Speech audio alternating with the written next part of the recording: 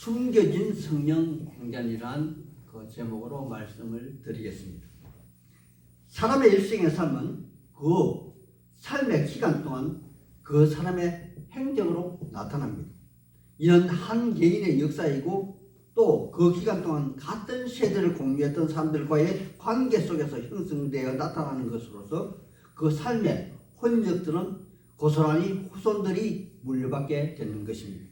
그러므로 선한 행위를 한 사람은 한 사람의 후예와 또 그렇지 못한 사람의 후예의 삶의 질은 달라질 것이며 또한 그 후손들의 삶의 세계와 사회도 크나큰 영향을 받게 된다는 사실입니다. 여기 헌신된 한 사람의 성교의 열정을 불태운 삶의 흔적들이 고스란히 이 사도행전에 나열되어 있습니다. 물론 후세의 기록자들은 자기들의 가치관과 편리에 따라서 그 사람의 행적을 모두 기술하지 못하고 표면적으로 나타난 일들의 일부분만 기록하는 것이 역사이기 때문에 모두가 기록자의 주관성이 개입될 수밖에 없는 것 또한 사실입니다. 하지만 그럼에도 불구하고 그 사람의 가치관을 그대로 공유하는 사람이 그 사람의 일생의 삶의 그 일정을 규정하고 기록으로 남겼다면 당연히 그냥 단순히 흘러가는 크로노스의 시간이 아니라 의미 있는 아주 특별한 카이로스 시간만을 기록으로 남겼을 것입니다. 따라서 저는 개인적으로 오늘 본문뿐만 아니라 성경의 흐름을 깊이 알고 싶어하는 목사의 한 사람으로서 그의 삶의 여정에서 인간적인 고뇌와 또 역사의 흐름을 주관하시고 섭리하시는 성령님의 역사를 시대를 초월하여 현재 우리의 삶, 아니 내 삶으로 인도하고파 오늘 본문에 기록하지 않는 사실까지 한번 세세히 살펴보려 합니다. 오늘 읽은 본문의 성경의 본문은 사도행전의 말씀은 바울이 3차 전도 여행 중에 그의 마음속에 품었던 두 가지 그 소망의 약속, 즉 첫 번째는 선교 초기에 바울은 이방인의 사도로 이방인에게로 또 베드로는 할례자인 유대인에게로 그 선교를 분할하던 시기에 약속했던 약속, 즉 갈라디아서 2장 10절에 다만 우리에게 가난한 자들 기억하도록 부탁하였으니 이것은 나도 본래부터 힘써 행하여 왔노라 한 약속처럼 사도 베드로가 바울에게 부탁했었고 또 여기에 자기 자신이 스스로 다짐했었던 예루살렘 교회를 위한 부조의 약속과 또 다른 하나는 사도행전 19장 20절에서 21절에 에베소의 사람들이 2차 전도 여행 말미에 잠깐 그곳을 들린 바울을 붙잡고 같이 있기를 원했으나 바울이 이렇게 대답합니다. 만일 하나님의 뜻이면 다시 너에게 돌아오리라 한 그 약속에 따라서 그는 이곳에서 3년간 머물면서 에베소 교회를 설립한 것입니다. 물론 바울 사도의 3차 전도 여행의 목적이 이 두 가지에 한정된 것만이 아니라 보다 궁극적인 목적은 예수가 그리스도이심을 전파한 것과 또 예수를 그리스도로 믿고 있는 그들을 올바르게 양육하는 일일 것입니다. 이러한 관점을 바탕으로 말씀을 한번 세세히 살펴보겠습니다. 본문 20장 1절 말씀을 제가 읽어드리겠습니다. 소요가 그침에 바울은 제자들을 불러 근한 후에 작별하고 떠나 마게도냐로 가니라. 아멘. 하나님의 사람들이요, 여기 1절의 말씀에는 생략된 바울의 숨겨진 선교 여행이 많이도 있습니다. 먼저 여기에 등장하는 소유는 데메드리오의 아데미 우상의 매출고가 급감한 것에 따라서 에베소 시민들이 가이오와 아리스토하고를 노천 극장으로 끌려간 큰 소동을 말할 것입니다. 그런데 이 에베소 3년의 바울 선교 기간은 여기 에베소 교회의 일만 바울이 이 전적으로 담당하고 있었던 것만은 아닙니다. 이 기간 동안 2차 전도 그 기간에 바울 사도가 1년 6개월 동안 공들여 세운 고린도 교회가 여러 가지 문제로 큰 분란이 일어난 그런 시기였다는 것입니다. 그래서 바울 사도는 여기 에베소에 있을 때 고린도전서 1장 1절에 보면은 그 고린도 교회 일꾼들이 즉 근로의 집 사람들이 문제를 안고 여기 에베소에 머무르 있는 바울에게로 문의하여 해답을 구한 것입니다. 바울은 그에 대한 대답으로 고린도전서를 여기서 기록하여 보냈으나 문제가 해결될 기미를 전혀 보이지 않게 되자 학자들에 따르면 바울이 직접 고린도 지역을 다녀오게 됩니다. 이것은 우리 성경에 전혀 기록이 나와 있지 않습니다. 하지만 이마저도 문제가 해결될 기미를 보이기는 커녕 더욱더 혼란이 가중되어 마침내 바울의 사도권마저 부인하는 그러한 사태를 보이게 됩니다. 하나님의 사람들이요, 사도 바울은 1차 전도 여행 중에 루스드라에서는 안전뱅이를 일으켰고 또 이고니온에서는 돌팔매질에 죽었다가 살아나는 기적도 있었고 또 2차 전도 여행 중에는 빌립보에서 감옥문이 열리는 그러한 사건이 있었고 또 3차 에베소에서는 바울의 손수건과 앞치마를 이 가림으로 귀신이 물러나고 병든 자가 일어난 그런 사건이 있었지 않습니까? 그런데 유독 바울이 섬기한 지역 중에서 어쩌면 고린도 지역에서만이 특히 바울 사도의 표면적인 기적과 이적이 나타나지 않았던 그러한 지역일 것입니다. 그래서 그런지 고린도 교회는 유독 바울의 사도권이 부정당하는 그러한 사건이 발생한 것입니다. 그래서 바울 사도는 이번에는 여기서 실로 대단한 결심을 합니다. 즉 고린도 후서 2장 4절에 보면 바울은 강도 높은 편지를 쓰게 되는데 이 편지가 소위 현대에까지 전해지지는 않으나 문서로 남아있는 이른바 눈물의 편지입니다. 그리고 이 편지를 그의 사랑하는 믿음의 제자 디도편에 육로로 보내게 된 것이죠. 하나님의 사람들이요, 아마도 바울 사도는 이때쯤 속이 숯금쟁이가 되도록 타들어가고 마음이 아프고 또 편치 않았을 것입니다. 자기 때문에 아리스토다고와 가이오가 풍빈을 다하여 노천 극장에 끌려가 심한 고통을 당하였다는 그런 인식과 또 두란노 서원에서 3년간 공을 들인 선교가 위협을 받을까봐 겁도 났을 것이고 또 고린도 교회의 문제가 해결되지 못한 그러한 무력감이 자기 자신을 감싸고 있었기 때문일 것입니다. 그래서 여기 성경에 에베소의 데메드리의 아데미 여신상의 소동이 끝나갈 때쯤 바울은 이곳 에베소 지역을 떠날 수밖에 없었고 또 그때쯤 드로아의 고린도를 방문한 디도가 드로아에서 디도와 만날 약속을 한 것이겠죠. 이런 이유로 바울 사도는 서둘러 에베소의 여러 제자들과 작별 인사를 하고 드로아로 떠난 것입니다.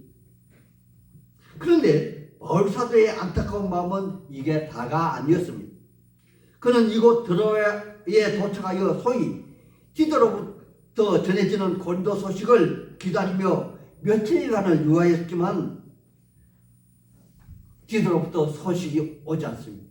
그는 그 기간 동안 또 그는 잠잠히 있지 못하고 드로아 지역에서도 또 복음을 전하게 됩니다. 이러한 와중에서도 이곳 드로아에서도 성령 하나님의 역사가 일어난 것도 사실이죠. 고린도후서 2장 12절에 보면은 바울 사도는 이 부분을 이렇게 설명하고 있습니다. 내가 그리스도의 복음을 위하여 드로아에 이름에 주 안에서 문이 내게 열렸으나 내가 내 형제 디도를 만나지 못하므로 내 심령이 편하지 못하여 그들을 작별하고 마게도냐로 갔더라. 아멘. 하나님의 사람들이여, 우리 인간은 어쩔 수 없는 육체의 한계를 가지고 있으며 아무리 보지 못하는 천국을 믿으며 장래의 부활을 믿는다 할지라도 당장 육체의 눈으로 보지 못하면 불안한 마음은 어쩔 수 없는 존재가 아닌가 생각이 듭니다. 여기 성경을 무려 13권이나 집필한 사도 바울이라 할지라도 그의 고린도 교회를 향한 안타까운 마음과 또 자기 자신의 한계로 복음의 전도에 장애가 될까봐 노심초사하며 불안하고 안타까운 마음은 어쩔 수 없는 것이 여기 바울 사도를 통해서 우리는 그 인식하는 우리 인간의 한계라는 것입니다. 그는 이러한 불안한 마음을 가지고 이제 1절의 마지막 부분에 기록된 마게도냐에 도착을 하게 됩니다. 하나님의 사람들이요, 여기 마게도냐라고 기록된 부분은 바로 빌립보입니다.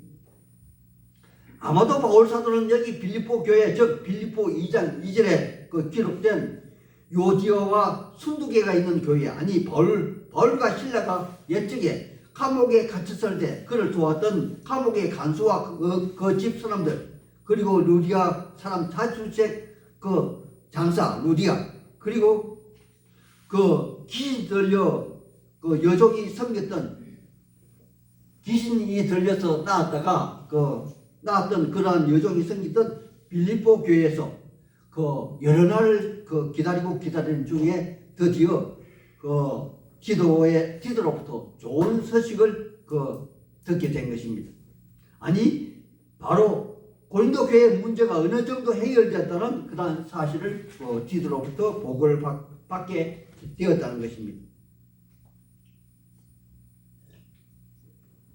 하나님의 사람들이요, 여기 고린도후서 2장에 기록된 특달의 눈물의 편지가 고린도 교회를 감동시킨 것으로서 여기 고린도후서 11장 6절에 보면 바울 사도는 이때 일을 이렇게 또 표현하고 있습니다.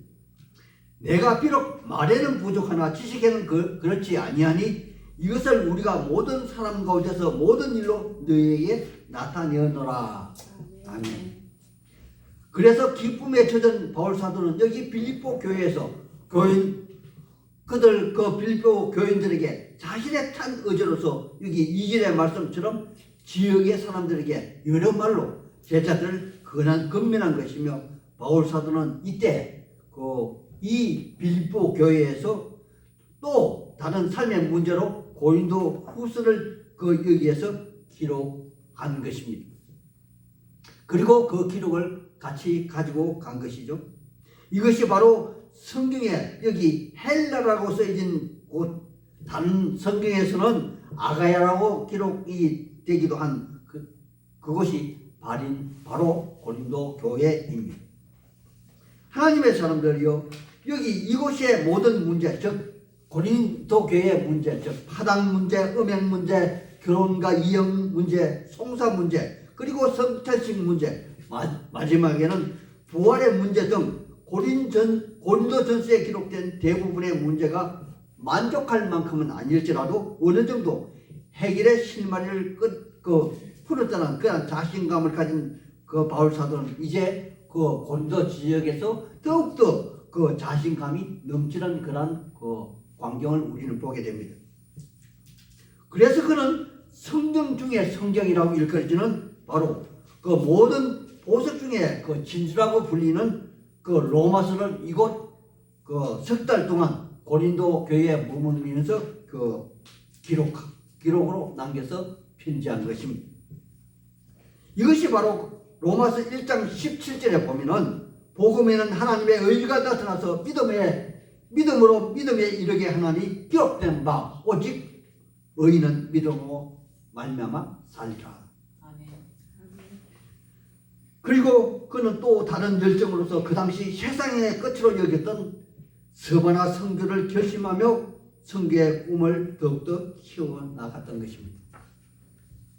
하나님의 사람들이요, 하나님의 약속의 말씀은 이제나 어제나 오늘이나, 아니 여기 고린도 지역이나 여기 하늘 향기 나는 교회나 어느 시대 어느 지역이든 간에 똑같은 능력이 있습니다. 그리고 한계도 없습니다. 하나님의 약속의 말씀이 미치는 곳에는 귀신이 떠나가고 병든 자가 낫고 가난이 물러가고 아멘. 지옥 갈 백성이 천국으로 가고 믿음으로 행하는 일에는 천지 만물을 창조하신 하나님의 성령이 종업에서 보라신 예수님의 영이 함께 한다는 것입니다. 아멘. 이 말씀에는 누구에게나 예가 없습니다. 믿는 이 모든 이에게 전부 해당되는 바로 우리가 믿는 복음의 말씀입니다. 다만 우리의 뜻대로가 아닌 성령 하나님의 뜻대로 성부 하나님의 영광을 위한 하나님에 대해 일어난 그러한 일들일 것입니다. 여기 사도 바울은 이러한 특권을 전부 누릴 그날 가르쳤음에도 불구하고 그는 히브리서 11장에 기록된 말씀처럼 더 큰 부활을 얻고자 하여 모든 것을 지루하고 또 빌립보서에 기록된 말씀처럼 표대를 향하여 앞으로 달려나가고 있는 것입니다. 하지만 더 큰 꿈을 꾸고 또 마음의 결심을 이루는 일에는 사탄의 역사가 뒤따르는 것은 아마도 그의 필연적인 사건일 것입니다. 이때 사탄이 뒤따를 때, 사탄의 역사가 있을 때 믿음을 가진 자는 절대 뒤돌아보면 안 됩니다. 앞으로 나아가야만 합니다. 앞으로 나아갈 때에만 성령 하나님의 세미한 음성을 들을 수가 있으며 또한 피할 것도 예비되어 있는 것을 깨닫게 될 것입니다. 바울 사도는 이제 오순절 날에 맞추어서 예루살렘에 돌아가려 합니다. 물론 성령님의 음성을 듣는 길에는 예수 이름으로 근신하며 인내하며 기도해야 하는 것도 잊지 말아야 할 것입니다. 바울 사도는 빠른 길을 택하기 위해서 에게해를 건너 바닷길을 택하는 것이 최선이라 여겼지만 유대인들이 자기를 헤아리는 그러한 첩보를 입수하고 오던 길로 다시 육로로 통해서 고린도 교회에서 마게도냐로 향했던 것입니다. 물론 가는 길에 그냥 무작정 가는 것이 아니라 예전에 베드로 사도와 약조했던 것처럼 예루살렘 교회를 위한 구조를 함께 들고 말입니다. 이것이 사절에 등장하는 바로 7 집사님들, 즉 각 지역을 대표하는 그의 이름들이 바로 구조를 담당하는 신실한 하나님의 사람들의 일꾼의 이름이 여기에 사절에 고스란히 기록이 되어 있습니다. 이들 7 집사님의 집사님들은 먼저 드로아에 도착합니다. 그리고 바울 사도도 뒤따라 드로아에 다다르게 됩니다. 하나님의 사람들이요. 그렇다면 여기서 우리도 한 가지 의문을 가져볼 문제가 있습니다. 왜 하필이면 이곳 드로아에서 그들이 바울 사도와 7 하나님의 사람들이 이곳에 모였을까요? 저는 그 부분을 이렇게 생각해 보았습니다. 바울 사도는 여기 고린도 교회에 오기 전에 에베소를 떠나 드로아에서 기도를 기다렸습니다. 하지만 그곳에 성령 하나님의 역사가 있었음에도 불구하고 기도를 만나지 못한 고로 마음에 걱정을 안고 황망히 빌립보로 향했던 것입니다. 그렇다면 여기 바울 사도는 당시에는 누가와 바울 사도 단 2사람이었습니다. 하지만 이제는 몇 사람입니까? 아주 많은 하나님의 사람이 동참하게 된 것이죠.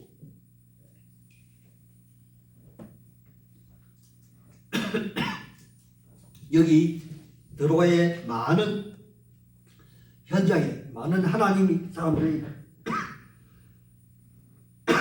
함께하면 우리는 목격할 수가 있습니다. 하나님의 사람들이요. 이것이 바로 은혜 아닙니까? 아니면 성령 하나님의 역사가 아니던가요? 우리 속담에 100지장도 맞들면 낫다고 2명의 사람이 전도하는 것보다 최소 7명이 플러스해서 9명이 전도하면 더 효과가 있지 않을까요? 아마도 여기에 기록된 말씀대로 드로아에서 큰 집회가 열렸고 여기서 성령 하나님의 극적인 효과를 위해서 아마도 유도고 청년을 사용하였을 것이고 바울 사도를 통해서 그를 죽음에서 다시 살아나게 하심으로 드로아에 큰 성령의 발언이 불게 하는 그러한 역사가 일어났던 것입니다. 하나님의 사람들이요. 여기 유도고 청년이 일어난 사건은 멀리는 엘리야 그 선지자가 사렙다 가부의 아들을 살린 것과 또 엘리사 선지자가 소년 여인을 일으킨 그러한 사건과 그리고 신약에서는 베드로 사도가 다비다를 살린 것과 그리고 가장 극적인 사건은 우리의 예수님이 죽어 무덤에 있는 나사로를 불러내어 살리신 사건과 일맥상통한 사건으로서 바로 복음이 전해지는 곳에는 죽음에서 사는 역사가 있다는 것입니다. 아멘. 이 죽음에서 사는 역사는 바로 직설적인 그런 기적의 사건이 아니라 하나의 표적, 하나의 표상으로 보여주는 그러한 사건이 아니고 무엇이겠습니까? 그러므로 이 사건으로 말미암아 오늘날 우리도 죽어도 사는 역사가 있는 것입니다. 아멘. 바로 부활이 있다는 것입니다. 아멘. 이것이 우리의 믿음의 역사일 것입니다. 이제 저는 말씀을 마치려 합니다. 복음 선교에는 반드시 씨를 뿌리는 자가 있고 또 마귀의 역사도 분명히 있습니다. 그러나 최종적으로 이미 예수님이 이긴 역사에 따라서 하나님의 사람이 승리하고 그 승리를 성령 하나님이 인쳐 주실 것입니다. 따라서 우리의 인내 삶의 역사는 하나님이 아니 우리 구주 예수님이 보증하여 주셨고 성령 하나님이 승리로 확정하여 주실 것입니다. 여기 사도행전에서 성령 하나님의 역사가 오늘 우리의 역사로 거듭나는 역사가 있기를 우리를 권하여 주신 우리 주 예수님 이름으로 소망하고 축복하는 바입니다. 아멘.